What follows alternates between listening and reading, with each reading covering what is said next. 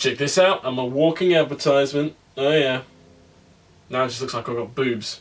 So I got back from uni a couple of weeks ago, finished my first year, partied hard to celebrate, woo. You saw my university bedroom actually in my last video, and it went looking like this to this when I moved out. And I was pretty sad about moving out actually, weird as it was, because I'd got really attached to this room and made it my own, put all my posters up, and now someone else is going to be living in that room. And I don't know why, but that just seems like a really weird concept to me. Like, this was mine and now it's someone else's, and I lived in it and it's got all my memories in there, and now someone else is going to be having memories in there now. I don't know, is it just me? Does anyone else get like that? Just me?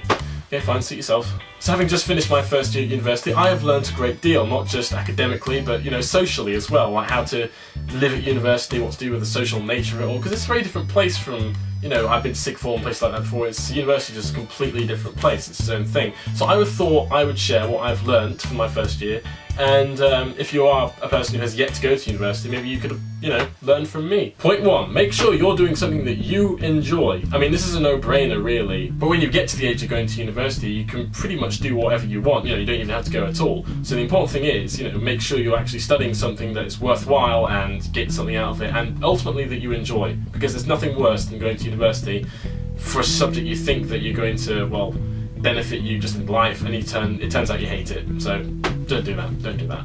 Point 2, get involved. When you go to university, the biggest part of the social life is usually made up out of the society, so there'll be things like theatre society, there are all the sports societies, which are countless, you can do anything really, The obvious things about these societies is that you'll be meeting people that have the same interests as you, which is really important, to making new friends, yada yada, fitting in, blah blah blah.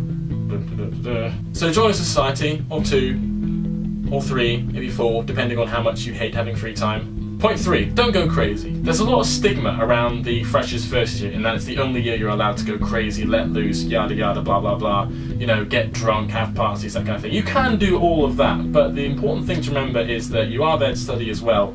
I mean, academically speaking, yes, what you do in the first year doesn't really matter towards your overall degree by the end of the, your time at university, but it does matter towards getting into the second year, as in, if you don't do well enough on your first year, you won't get into the second year, and I don't know, you'll either have to drop out or retake the whole first year, which isn't really, what you want to do. You want to be progressing at least to a certain degree. So the important thing to remember from all that is that you are allowed to go crazy, have fun, but just, not too much, so, enough that you can at least get into second year.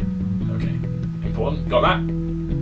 Good. Okay. Here's just a wise man's tip on how to avoid a hangover, my personal hangover cure. I imagine it works for lots of people as well. I don't personally know, but it works for me. Before you go to bed each night, before, if you've been out drinking, having lots of drinks whatsoever, and if you come back, you go to bed, before you go to bed, have as much water as you did booze. The effect of this is basically just to rehydrate the brain, because if you think about it, alcohol works by dehydrating the brain. That's why you feel all dizzy and that kind of thing when you're drunk.